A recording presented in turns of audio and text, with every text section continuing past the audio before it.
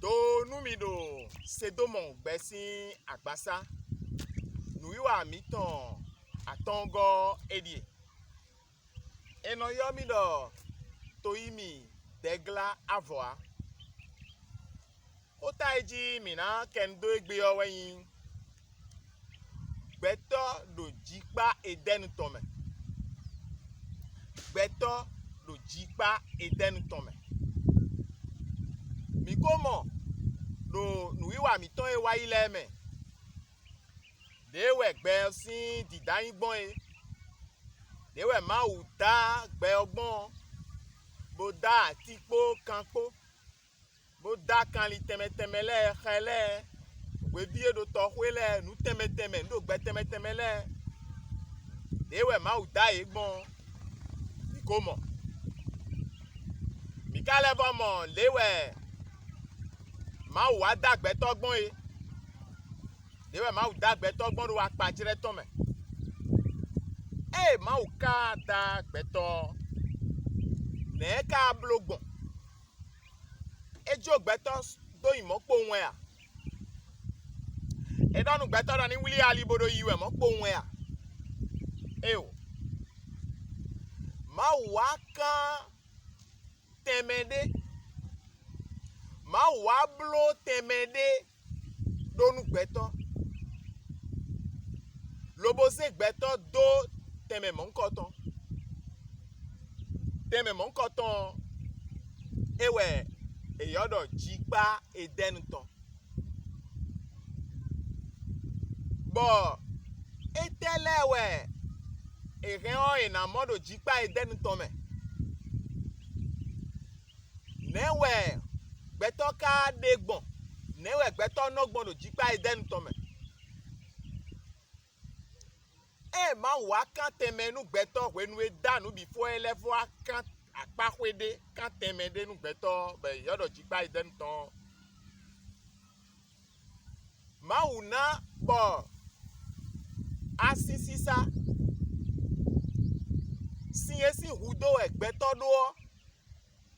ma una bo asisa mon koton ewu kun do jikpa me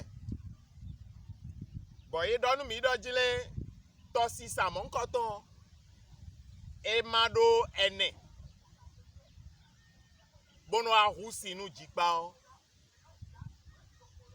etara mi ka ren mi na le bo modo jikpa edenu tome nuweyin nududu bo gbeto na du bon dudu ene odo atisi sele me o ma wa na tisi sen mon koton le o e wa be edo jikpa na tisi sen mon koton le do jikpa o me po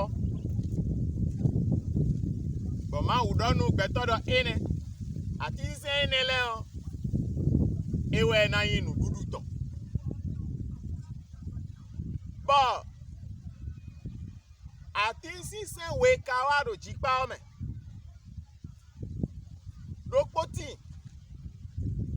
boyin àti sísẹ́ ẹ̀yìn gbẹ̀tàn ẹ̀ bọ̀ àti sísẹ́ mọ̀ ń kọ́tàn núyè dúọ́ gbẹ̀tọ́ dúọ́ ìlànà gbẹ kàkà sọ yìí àti sísẹ́ débò lẹ́bọ̀tì bọ̀ ìyọ́dọ̀ àti sísẹ́ ẹ̀nà dù àti sẹ́yìn náà sọ́nbọ̀ ẹnu tún nù yanya lònú dàgbé mẹ́yìn àti sẹ́yìn náà sọ́nbọ̀ nùkú mẹ́tọ́ náà hùwé àti sẹ́mọ̀ ńkọ́tọ́ máa wá sédó jìpá ẹ̀dẹ́nu tán sí tẹ́tí bó ká dọ́nù gbẹ́tọ́rọ̀ ẹ̀kẹ́ ọ̀yẹ́ náà dùn àti sẹ́dẹ̀ lẹ́bi àmọ́ eka tisi se edua ino tunu yen akonu dagbe po eni ma duo do gbe e na duo gbe na gbe o e na ku mi modo nu debu kunwedo gbeto do jikpa eden to me o le biwedo. Alotome nous le biwedo.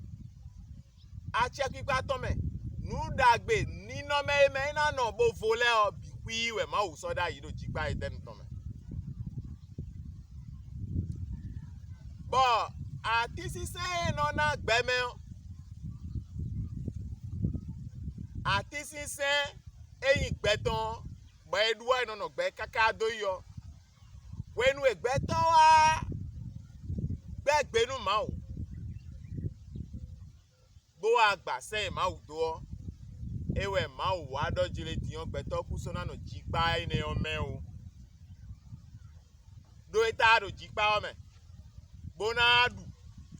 atisi se no na gbe me atisi gbe ton bona wa no yẹn do me kaka soyi bo ma o do yan gbe to sin jigba eden ton me e mai mo a do bi be me o gbe to fo